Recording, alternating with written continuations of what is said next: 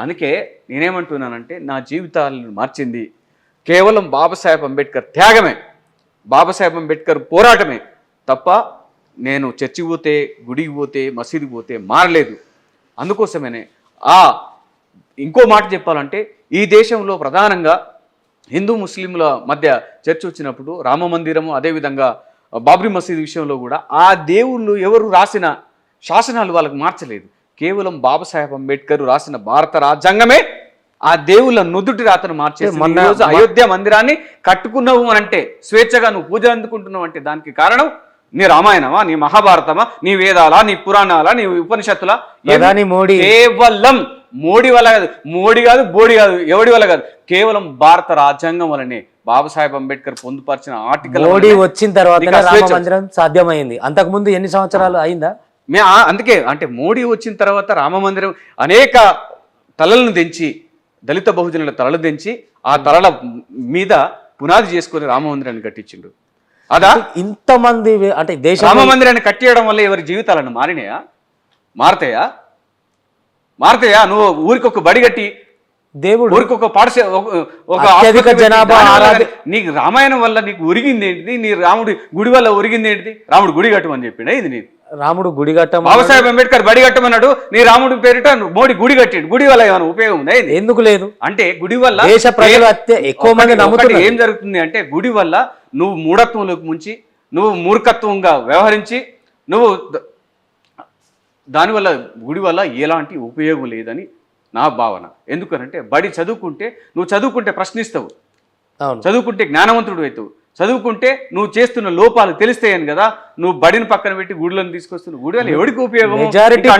నమ్మకాన్ని కించపరుస్తారా మెజారిటీ ప్రజలు? నేను దేవుణ్ణి మొక్కుతాను, నాకు దేవుడు అంటే ఇష్టమే. ఎందుకంటే నేను ప్రకృతి దేవాలయంగా, ప్రకృతిని దేవుడిగా పూజిస్తాను. నేను దేవుడి అనే భావనకు వ్యతిరేకం కాదు, నువ్వు కడుతున్న గుడికి వ్యతిరేకం. అదే నువ్వు బడిని కట్టు, నేను స్వాగతిస్తాను. ఇప్పుడు పార్లమెంట్ పోతున్నారు, ఒక నాయకుడిగా ప్రజల్లోకి పోయినప్పుడు వాళ్ళ నమ్మకాలు దేవుని వైపు ఎక్కువ ఉన్నప్పుడు మీరు మాట్లాడుతున్న తీరులో దేవుని నమ్ముతారు అన్నది కన్ఫర్మ్ గా అనిపిస్తలేదు. నేను నిజం తెలుసుకోమని చెప్తున్నాను. అందుకే దేవుళ్ళ మీద నిజము తెలుసుకోండిరా, బ్రతుకు మార్చుకోండిరా, బ్రాహ్మణీయ భావాలకు దూరంగా ఉండండిరా, దైవం ఒక బూటకం, మతవాదుల నాటకం, సృష్టి దేవుడి వాక్కుత కలిగనట్టు ఓ మతం, విశ్వం ఓంకారంతో కలిగిందని హిందుత్వం, అల్లా సంకల్పం అంటూ ఆది అంతమతడెనంటూ మనిషిని మృగములాగా మార్చినారు మీరురా. నేను ఒక అంటే హిందుత్వానికి వ్యతిరేకం కాదు, అంటే దేవుడు అనే భావంతో నువ్వు ప్రజలను మోసం చేస్తున్న ఆ మోసకారులకు వ్యతిరేకిని. ఒక రచయితగా మచ్చదేవేందర్ పాటలని చూసినప్పుడు కూడా మీరు గతంలో కూడా దేవుళ్ళందరినీ ప్రశ్నిస్తూ పాటలు రాశారు. అవును. తర్వాత అంటే దేవుళ్ళని అంత కడ్డుగా వ్యతిరేకించేంత వ్యతిరేకత మీకెందుకు? నాకు ఎప్పుడు దేవుడు కనపడలేదు, కనపడను నేను ఎన్ని తిడితే ఉన్నది. ఇప్పుడు ఒకవేళ నేను తిడితే దేవుడు అనేటువంటి రేషన్ రావాలి, మనిషికి కాదు కదా. మరి మనిషికి ఎందుకు వస్తుంది? మనిషి దేవుడిని నమ్ముతున్నాడు కాబట్టి. మనిషి దేవుడిని, నాకు కావాల్సింది మనిషితోటి కాదు, నేనైతే దేవుడు అనుకుంటే, దేవుడు అనేవాడు ఉంటే నాకు ప్రత్యక్షమై అరే మత్స్యదేవేందర్ నువ్వు చేస్తుంది తప్పు, నేను రా అని చెప్పాలి. నువ్వు ఎన్నడూ కనపడను, నేను ఎన్ని తిడితే నాకేంది? అంటే దేవుడి దర్శనం కోసమో లేకపోతే ఆయన ప్రత్యక్షం అవడం కోసం యుగాలు తరాలు కొట్టుకుంటున్నారు. నువ్వు అడిగితే నీ దగ్గరకు వచ్చేస్తాడు దేవుడు? నీకు ఏ యుగంలోనైనా దేవుడు నేను ఇలా ఉన్నాను అని ఏ వ్యక్తితోటైనా మాట్లాడిన సందర్భం ఉందా? రాముడు మనిషిగా పుట్టిండు ఎప్పుడైనా అంటే దేవుడు అనేది ఒక అద్భుతం ఎప్పుడు మనిషి రూపంలో కనపడదు. అద్భుతం లాగానే కనపడాలి.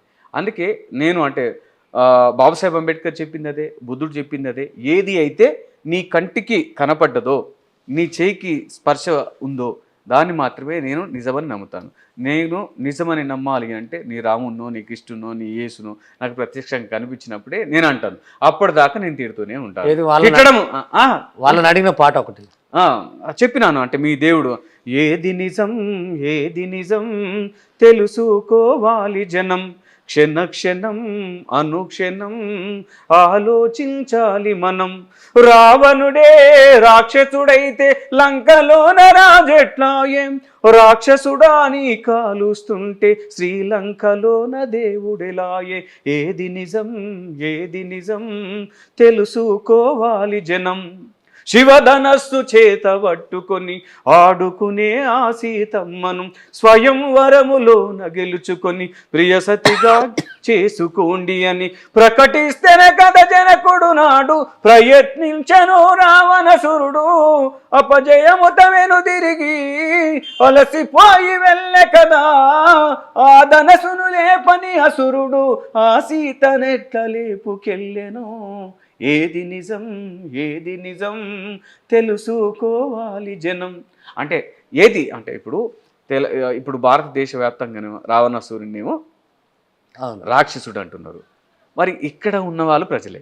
అవును, శ్రీలంకలో ఉన్న వాళ్ళు కూడా ప్రజలే. మరి అక్కడ ఉన్నోడికి దేవుడు ఎట్లా అయిండు, చక్రవర్తి ఎట్లా అయిండు, ఇక్కడ ఉన్నోడికి రాక్షసుడు ఎట్లా అయిండు? నేను తెలుసుకోమని అంటే నిజంగా ప్రశ్నించడం అనేది నేను ఎవరిని అంటే నిజం కావాలి నాకు. నిజం నువ్వు చెప్పినా నేను అడుగుతున్నా చాలా సందర్భాలలో మీరు సరస్వతిని దేవుడు అని మొక్కిండ్రు, సరస్వతి వాళ్ళ చదువు వచ్చిందని. ఈ దేశంలో సరస్వతి వాళ్ళ చదువు అసలు సరస్వతికి చదువుకునే స్వేచ్ఛనివ్వలేదు, హక్కు లేదు. మీరు చూడండి అంటే వేదాలు పురాణాలలో ఏ స్త్రీ అయినా చదువుకున్న దాఖలాలు ఉన్నాయా? అవును. నీకు చదువు వచ్చిందంటే భారతదేశంలో మహాత్మా జ్యోతిరావు పూలే సతీమణి సావిత్రిబాయి వల్లనే చదువు వచ్చింది తప్ప నీకు చదువు ఎక్కడిది? మరి చదువు రాందే సరస్వతి చేతిలో వీణ పెట్టి ఆమె చదువుల తల్లి అన్నారు. అంటే వీణ పెట్టింది వాసర దగ్గర. వీణ అనేది ఎవరైనా ఒక కళాకారుని పట్టుకునే అది తప్ప చదువుకుంటే నువ్వు చదువు చెప్పిన నీకు చదువు చెప్పినా ఆ వీణని చెప్పి ఆమెను వారిని చేసి పడేసిండ్రు అనే నా అభిప్రాయం. నీకు ఎప్పుడైనా సరస్వతి ఏ యూనివర్సిటీలో చదువు చెప్పింది, ఏ పిల్లలకు బోధించింది, అసలు ఆమె ఏడ చదువుకున్నది అనే విషయం ఆ కాలం ప్రకారం యూనివర్సిటీలు ఇవన్నీ ఉంటాయన్న. మరి నీకు వేలేళ్ళ చరిత్ర ఉన్నది అని చెప్పుకునే నీకు లేనప్పుడు ఉండాలి కదా. వేలేళ్ళ చరిత్ర ఉన్నది, పురాతనంలోనే మాకు వేదాలలో చదువు ఉంది అని. వేదాలలో చదువు ఉంటే నీకు చదువు రావాలి కదా. అందుకే నేను చాలా సందర్భంలో అడిగినాను. తెలియకానే నడుగుతున్నాను, తెలిసిన వాళ్ళు తెలియజెప్పుడి మీకు తెలిసుంటే, తెలివైన వాళ్ళు తరతరాలుగా చదువులాకు సరస్వతి మన తల్లి అంటిరి, ఏడ చదువులు నేర్పినాదని అడుగుతే బదులివ్వ పూతిరి, తెలియకానే నడుగుతున్నాను, తెలియకనే అడుగుతున్నాను. చెప్పు మరి ఇప్పటికైనా. దీన్ని ప్రశ్నిస్తున్నా. ఈ పేరుతోటి, ఈ దేవుళ్ళ పేరుతోటి ఏదైతే భారత రాజ్యాంగం ప్రసాదించిన స్వేచ్ఛను, సమానత్వాన్ని, సోదర భావాన్ని దీన్ని ధ్వంసం చేయడం కోసం, ఇది ఉండడం వల్ల వాళ్ళ ఉనికి ప్రశ్నార్థకంగా మారుతుందని భారత రాజ్యాంగాన్ని మార్చాలనే ఒక కుట్రకు పూనుకున్న ఈ బీజేపీ ఫాసిస్టు సనాతన వాళ్ళకేం ప్రయోజనం? భారత రాజ్యాంగాన్ని మారిస్తే వాళ్ళకేమి ప్రయోజనమా? ఇప్పుడు ఉన్న దళితులు, బీసీలు, అగ్రకుల పేదలు ఎప్పటికీ వాళ్ళు ఎట్టి చాకురు చేస్తూ ఉండాలి, వాళ్ళకు ఊడిగం చేస్తుండాలి. బతుకంతా బానిసగా ఉంచడమే మనుధర్మము ఒక ఎజెండా. ఆ మనుధర్మాన్ని మళ్ళీ ఇంప్లిమెంట్ చేసుకోవడం కోసమే భారత రాజ్యాంగం తీస్తున్నారు. ఇది వాళ్ళ ఇప్పుడు ఇంత హిందూ వ్యతిరేకత కనపడుతున్న మచ్చ దేవేందర్ ఓట్లు వేయమని హిందువుల దగ్గరికి ఎట్లా పోతాడు? ఎందుకు పోకూడదు? ఇప్పుడు హిందూగా ఉన్న అవును నా రక్త సంబంధికులు ఏమన్నా స్వేచ్ఛగా ఉన్నారా? ఎక్కడన్నా స్వేచ్ఛగా ఉన్నారా?